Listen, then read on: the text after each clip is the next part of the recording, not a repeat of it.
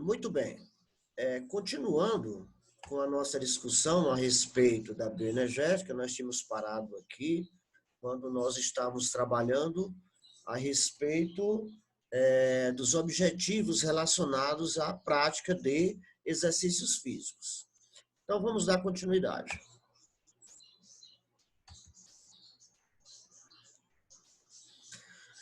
Como que ocorre o mecanismo metabólico dos músculos esqueléticos da transição do repouso para o exercício? Ora, basta você pensar o seguinte: a quantidade de energia que é necessária pelo organismo, ela depende basicamente do nível de atividade que o indivíduo esteja realizando. Então, se o indivíduo está em condições de repouso, ele vai ter o quê? Ele vai ter um consumo de oxigênio mínimo para que as suas atividades metabólicas ocorram com eficiência.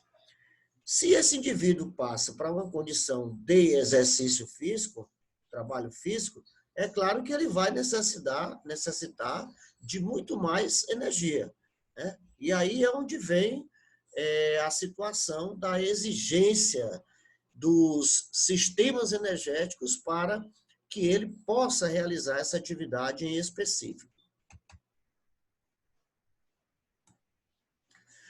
Na transição do repouso ao exercício leve ou moderado, a captação de oxigênio ele aumenta logo, geralmente, alcançando um estado estável dentro de 1 a 4 minutos. Eu já tinha até dito isso aqui. É necessário que o sistema de transporte de oxigênio ele se adapte a uma nova condição que nós chamamos de condição de estado estável, certo?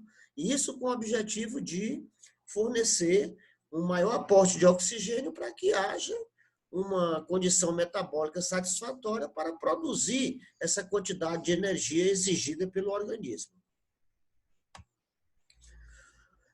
O fato de o consumo de oxigênio não aumentar instantaneamente até atingir o valor de estado estável sugere que as fontes anaeróbicas de energia contribuem para a produção global de ATP no início do exercício.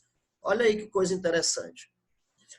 Como eu não passo diretamente de um consumo de oxigênio, digamos, de 250 ml por minuto para 3 litros por minuto de uma maneira brusca, como é o caso exigido numa corrida de intensidade de média para alta, né? Significa dizer que naquele momento o sistema do oxigênio ele não pode fornecer todo esse oxigênio de que o indivíduo necessita. Sendo assim, na transição do repouso para o exercício, você vai ter o quê? Uma contribuição das fontes anaeróbicas para que eu possa ceder essa energia para que seja utilizada para a ressíntese de ATP e, consequentemente, utilizada pelo músculo. Dentre essas fontes energéticas anaeróbicas, nós temos quem? O sistema ATP-CP ou sistema ATP-PC, que significa adenosina, trifosfato, fosfocreatina. Então, no caso, essa será a primeira via bioenergética ativa, certo? E como essa via energética ativa, a ATP-CP, é muito, como é que se diz, as suas reservas intramusculares são muito pequenas, né? Você tem armazenado no músculo, em média, 570 a 690 milimoles, certo? De adenosina trifosfato e fosfocreatina, o que é suficiente para fornecer energia para a ressíntese de 0,57, tá certo? A 0,69 ATPs, ou seja, não dá para ressintetizar nenhuma molécula. Então, esse sistema é um sistema utilizado em atividades de curtíssima duração, em torno de 10 a 15 segundos, certo? Depois disso, se você ainda quiser continuar a atividade com alta intensidade, você vai ter que passar para uma outra via energética, que também é de cunho anaeróbico, que é conhecida como glicólise. Veja bem, olha o termo, glicólise. Eu vou quebrar a glicose por via anaeróbica. Daí o sistema ser chamado de sistema glicolítico, ou simplesmente glicólise, ou glicólise anaeróbica ou sistema do ácido lático, pois, ao final das reações dessa glicólise, você terá a produção de ácido lático. E, por fim, se o indivíduo ainda continua a produzir, certo? A seguir na atividade, ele vai ter que, no caso, passar para um outro sistema, tendo em vista que a sua atividade já vai ser uma atividade de cunho aeróbico, de longa duração e baixa intensidade. Então, a sequência é essa daí, ó. Primeiro, você vai utilizar aquele ATP que já existe, armazenado nos seus músculos. Na transição, você entra primeiro com o sistema ATP-PC. Logo em seguida, você passa para o sistema da glicólise. E logo após, você vai para a produção aeróbica de energia, que vai se utilizar de fontes como a glicose, como ácidos graxos ou até mesmo alguns aminoácidos, né, provenientes da degradação de proteínas através do catabolismo proteico. O termo déficit de oxigênio ele é aplicado ao retardo da captação de oxigênio no início do exercício. O que quer dizer isso aí? Quando você aumenta a necessidade energética, você teria que aumentar concomitantemente a captação de oxigênio. Só que esse processo, como foi visto anteriormente, ele necessita de quê? De um tempo mínimo, de até 2, 3, 4 minutos. Isso varia muito de indivíduo para indivíduo. Então, esse termo déficit de oxigênio, ele diz que o oxigênio que o indivíduo está assimilando, ele não é suficiente para, no caso, fornecer toda a energia de que o indivíduo necessita para realizar aquela atividade. Esse déficit é definido como a diferença entre a captação do oxigênio nos primeiros minutos de exercício e um período de tempo igual após o estado estável ter sido instalado. Né? Ter sido instalado. Então, sendo assim, o indivíduo, para que ele possa chegar a um novo estado estável, ele deverá permanecer na atividade por um determinado tempo. É claro que, se ele vai para uma prova exclusivamente anaeróbica, ele não vai chegar a essa situação de necessitar de um tempo para chegar no sistema aeróbico. Por quê? Porque a atividade dele é o quê? Anaeróbica. Então, com uma prova de 100 metros no atletismo, com 10 a 15 segundos, ele já está terminando a prova, certo? Então, no caso, ao final da prova, é que ele vai repor esse oxigênio que seria necessário para que ele volte novamente às condições de repouso. Isso aí é um novo assunto nosso, né? Mais à frente, que seria a recuperação após exercício, ok? Então, repetindo, esse déficit é definido como a diferença entre a captação nos primeiros minutos de exercício e o período de tempo igual após o estado estável ter sido instalado. Então, a isso nós denominamos de déficit de oxigênio. É aquele oxigênio que o indivíduo necessitaria, porém, ele não tem. Ele está com déficit. Então, nesse momento, quem vai fornecer a energia necessária para que ele realize a atividade são os sistemas anaeróbicos. O não aumento imediato da captação de oxigênio, como eu já tinha falado anteriormente, sugere que vias anaeróbicas contribuem para a produção global de ATP nessa fase. Então, enquanto o indivíduo não alcança um estado estável para que o oxigênio possa suprir as necessidades, para que o sistema aeróbico venha a produzir energia, nessa fase, quem vai fornecer energia para a atividade seriam quem? As chamadas vias anaeróbicas. Após atingir o estado estável, a necessidade de ATP do organismo é satisfeita por meio de um metabolismo aeróbico, certo?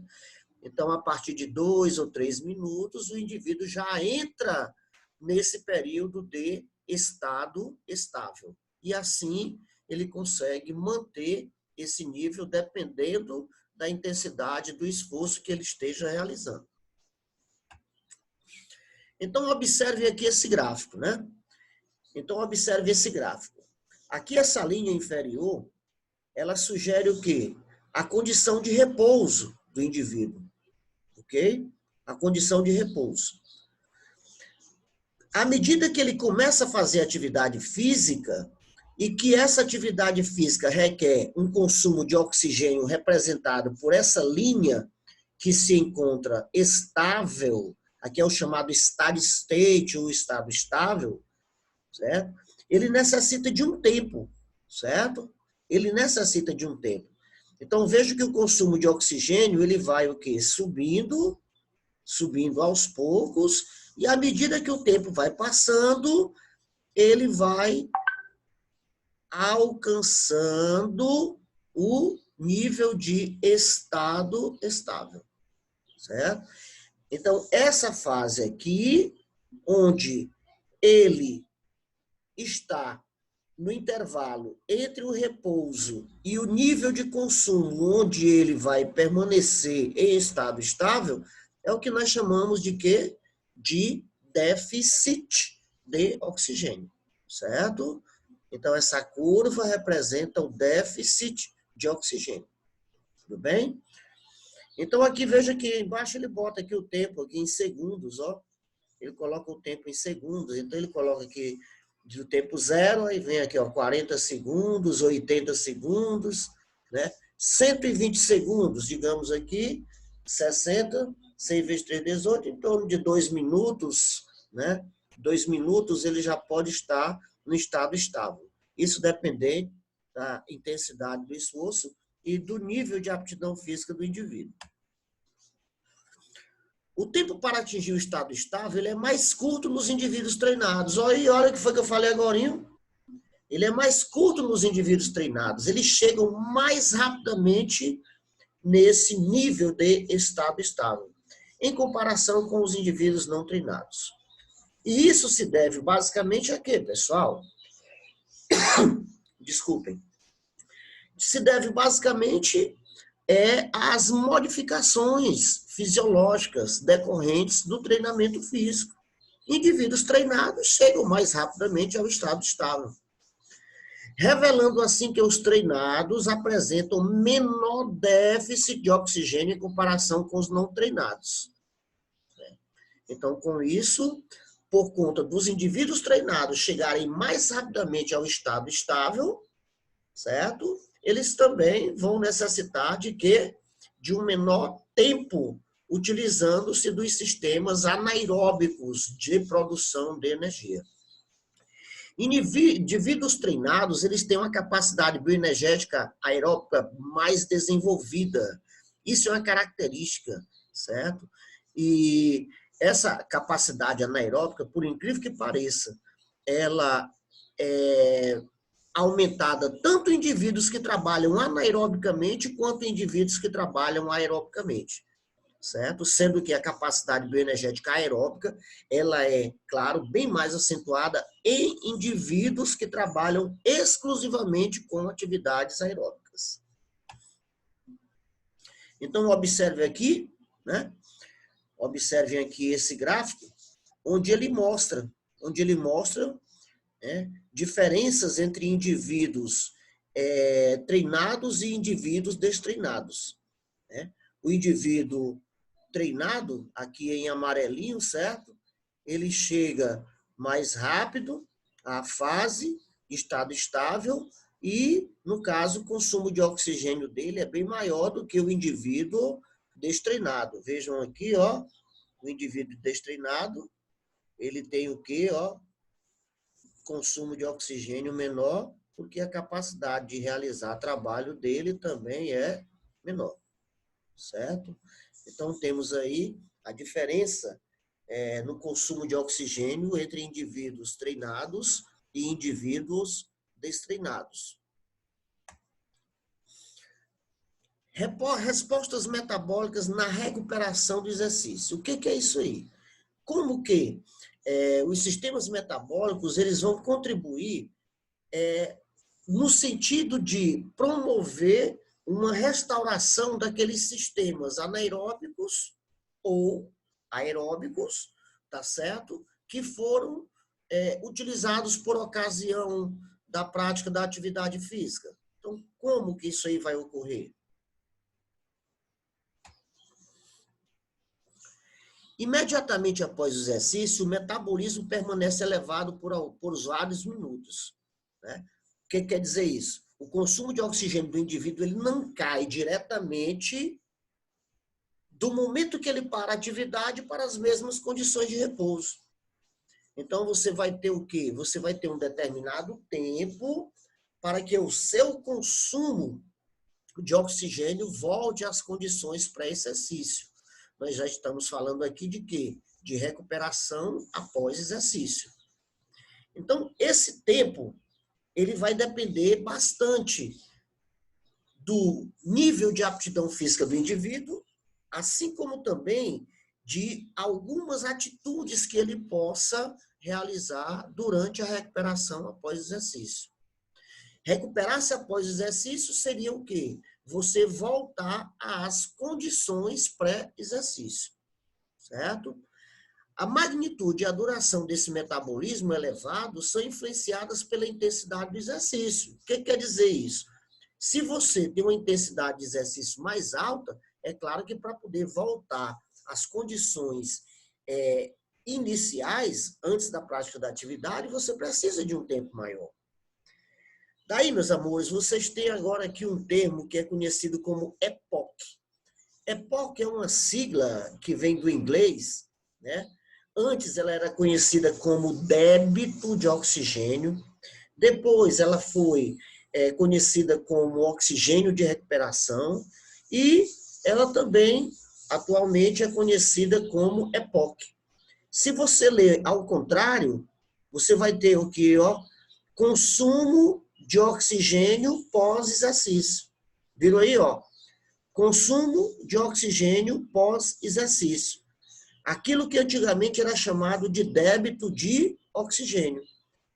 O débito de oxigênio, ou EPOC, seria aquela quantidade de oxigênio que você consome a mais em condições de recuperação após exercício, em um mesmo intervalo de tempo em que você estivesse na condição de repouso. Por exemplo, em repouso, o indivíduo tem um consumo de oxigênio de 250 ml por minuto. Durante uma atividade, esse consumo de oxigênio dele lá vai para 3 litros por minuto. Quando ele termina a atividade, dependendo do ponto da curva onde você pegue o estado de recuperação dele, ele sempre vai estar, antes de chegar no repouso, é claro, em uma condição em que o seu consumo de oxigênio estará acima daqueles valores que ele consumia em repouso no mesmo intervalo de tempo. Essa quantidade de oxigênio a mais, acima daquilo que consumia em repouso no mesmo intervalo de tempo, é o que nós chamamos de EPOC, ou débito de oxigênio, ou oxigênio de recuperação. Aqui embaixo você tem aí, é o consumo de oxigênio acima do nível de repouso no período pós-exercício. Ok? EPOC.